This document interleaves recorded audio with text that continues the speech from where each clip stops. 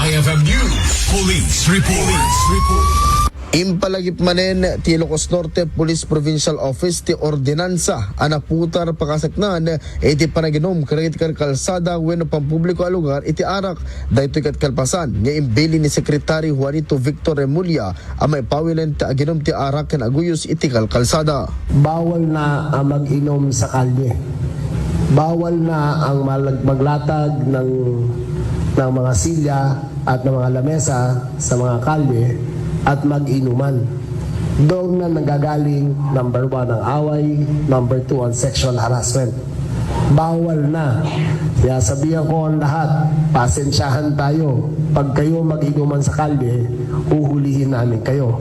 Pag nasa loob kayo ng lansangan, walang problema. Pag nasa loob kayo ng mga pader nyo, nasa loob ng mga bahay. Pero sa labas, sa kalye, public spaces, bawal na ang inuman. Mainaig iti daytoy ket iparukaten ti INPPO ti pakdaarda a pakasikna ti likurban kadagiti pag-aaduan dagiti tattao namuan at ti penalty na ket 3,000 pesos no maaktuan dagiti agsal sa lungasing iti daytoy a paglindagan mapauneg man ti lugan wenno itiruar ditoy ati agsungbat matiliw dagiti menor de edad ket dagiti naganakda.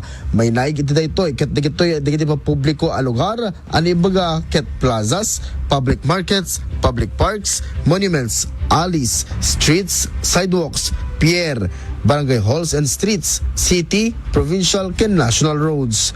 Para iti IFM News, Idol Lawrence Martinez, Tatak, IFM.